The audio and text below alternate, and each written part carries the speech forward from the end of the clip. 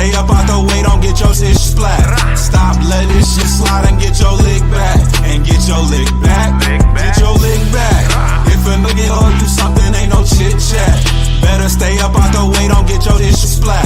Stop, let this shit slide and get your lick back. And get your lick back.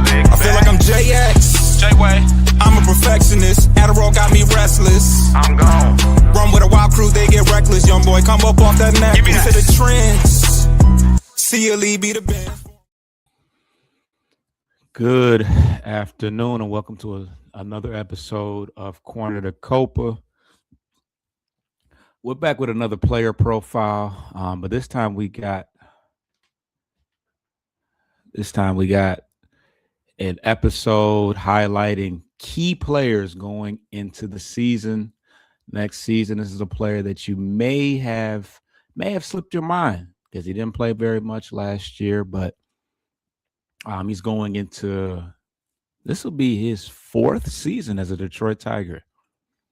And we're talking about Matt Vierling. Now, last year he started the year on a 60-day IL stint. I think he had a couple at bats in the spring training, and would soon after that end up on the IL. He returned back around July, and then would be placed. And just as soon as you could probably sense him kind of finding his sea legs, he would land back on the IL for the remainder of the season. He's a versatile utility player.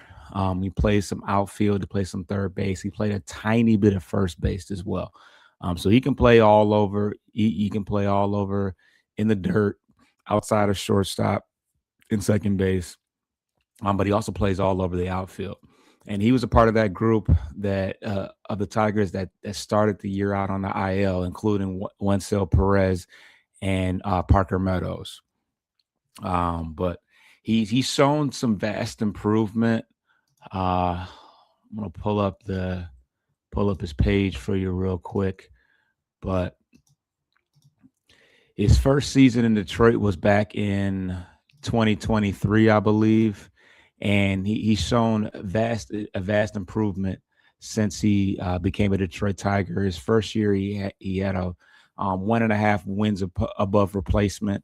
And then in his second year, he was able to improve to a 3-WAR player, which is pretty impressive for a guy that's kind of a, unsung hero. But yeah, he was pretty big for us in 2024 when we made our first trip to the playoffs. He's a veteran guy. He's 29. I believe he'll be 30. He won't be 30 until August. So there's potential for him to continue to ascend. But he was a 3-WAR player as a third baseman and an outfielder back in 2024. And you look at the analytics. He's a guy that's going to get give you some line drive hits. But he rarely expands his zone. He rarely swings and miss. So he's a good contact guy. He's a guy that you can put at the top of your order if you really want to. The Tigers last year missed his speed. He had some decent pop. He had 16 home runs. He improved from 2023 to 2024. He had 6 more home runs, and he increased his slug, and the hard hit rate didn't really go up, but the contact rate for sure went up. He only had 100 plate appearances, 88 official at bats last year. But you look at the peripherals, they were right there. The hard hit rate was up, the barrel rate was up.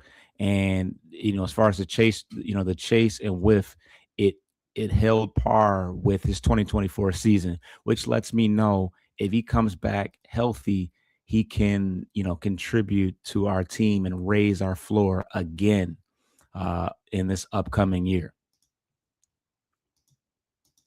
Yeah, the Tigers were dead last in stolen bases, and we didn't have a lot of speed. We had guys at the top of our lineup like Gleyber Torres, Cole Keith. These aren't speed demons.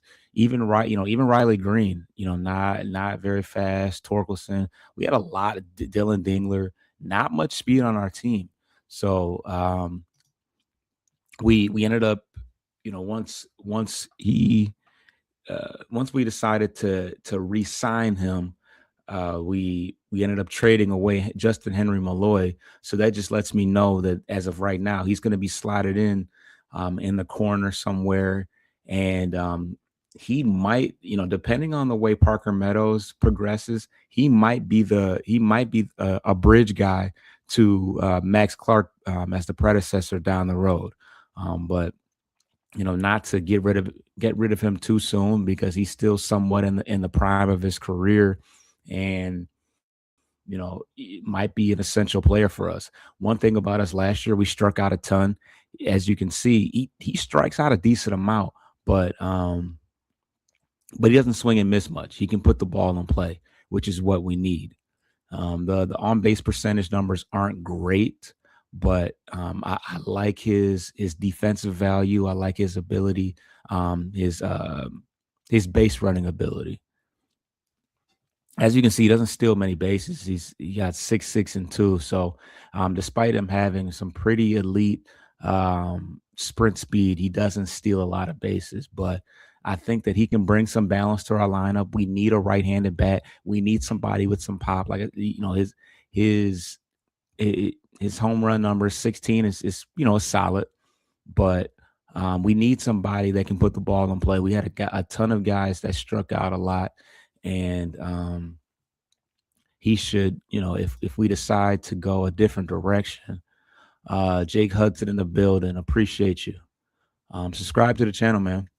But yeah, what was I saying? Yeah, he's a guy that even though he does, well, let's look at his strikeout rate last year.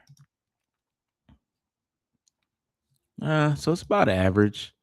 He does tend to strike out some, but yeah, the speed and the ability to put the ball in play is is something that we need. Now, we need to. I feel like we need to go out and you know raise our ceiling. I mean, because you got Wenzel Perez, who's a solid corner outfield, but we got a lot of guys that are like, they teeter on the fourth outfielder. They're not everyday outfielders. We know that Carpenter is going to get the day off against righties, no, against lefties, meaning that, you're going to plug Vierling in there some days, you're going to plug in Wenzel Perez some days. But we need an everyday power bat, preferably somebody that can, that's not going to strike out as much as Green, Torkelson. We got some guys that strike out a decent amount that are going to put the ball in the seats, but we need some more guys that put the ball in the play. So that's where Vierling's going to come in. He's a veteran. He's got playoff experience with the Tigers and with the Phillies. And in addition to that, he could be, competing for, uh, starts at the third base position, at the third base position as well. Now, as of right now, you think that it'll probably be Colt Keith, but he tends to start slow. So there may be days where we have to go with Matt Vierling, especially against lefties. Once again, you need somebody to hit against lefties. McKinstry can't do it, or I don't think that you choose McKinstry. It'll probably be Javi Baez, but then who plays shortstop in those instances? Javi's got to play short, and then Vierling probably gets to start at third base in those scenarios. So, but yeah, if he can bounce back and get back to that the form that he was back in 2024 when he was a 3 wins above replacement, which once again is pretty impressive for a utility guy. Um, then yeah, he should play a ton of games. Now let's pull up his stats.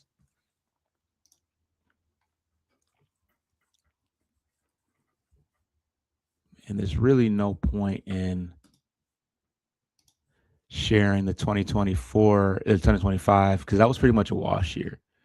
He did have a big home run. If you're watching the visual side of things, the he did have a big home walk-off home run against the Angels, but he immediately went back on the IL right after that stint. So um, did not play very much. So let's pull up the 2024 stats. He had 16 home runs and 57 RBIs. About league average OPS. We look at the splits. He's hit 275 against lefties, so he's definitely a guy that you platoon um, against lefties. I could see him being the third baseman. I can see Wenzel Perez being the starting right fielder, and then you put Jahmai Jones, and then you got a pretty balanced righty to lefty matchup because Torkelson's going to play is going to play that day. Green's going to play every day. Dingler's going to play that day. Um, Torres, you actually probably have a lot. It's pretty much all righties in that particular situation. You play Baez at shortstop. But yeah, getting back to that, yeah, 275 average against lefties, which is pretty good. 250 against righties, so not horrible. So look, the vast majority of 2024, he was in the 3 slot. Luckily, we don't have to worry about that now. Maybe that's a lot of games batting third. Honestly, for Matt Vierling, a guy that doesn't have a ton of power, but it splits with runners on 256, not bad. 257 with none on, so hits for decent average. He's just a solid player. Um, Eventually down the line, he could be essential trade bait, just because you know I think there's a lot of teams out there that need versatile players that can play the outfield, play some first, play some third, and yeah, we eventually may get to a point to where we don't need them, but it's pretty evident that they found him more valuable, even with him not playing much last year. They found him more valuable than a Justin Henry Malloy, and I would think that it was due to his defensive versatility. That and the fact that we still kind of have a hole at third base, and he's one of our better options at third base because Jace Young hasn't developed, and they're not ready to throw, Max Anderson and Kevin McGonigal in as the everyday third baseman. So we'll see how that progresses. There's still an opportunity for the Tigers to go out and get a third baseman like a Eugenio Suarez or move Bo Bichette over. I think that's it as far as third base options are concerned. So unless we go way left field and find somebody else, but as of right now, Vierling is pretty much the platoon option at third base and in the corner outfield. So, um, but yeah, if he can get back to regular form, he's always been a solid player, a player that's gotten better and better every year. Last year was a wash, but he's not old. He'll be 29 the entire year. Let's see, hold on, his birthday. Yeah, his birthday's in September, so he'll be 30 on September 16th, pretty much when the season is over with. But the athleticism still there, the skills are still there. He just needs to be healthy, and he can be beneficial to us. We need a contact hitter, somebody that's not going to strike out. We need some speed, and he brings brings some speed to us. So, um, but subscribe to the channel, and let me know what your thoughts or what your expectations are from Vierling, and give me any suggestions of any other players that you would like to see me profile. He's just somebody that I feel like has kind of gone under the radar because he didn't play a whole lot last year, but I still kind of believe in his potential, not so much his potential, but him being able to raise the floor for the team, which of course you want to raise the ceiling and continue to ascend. But this team was pretty good last year for the vast majority of the year.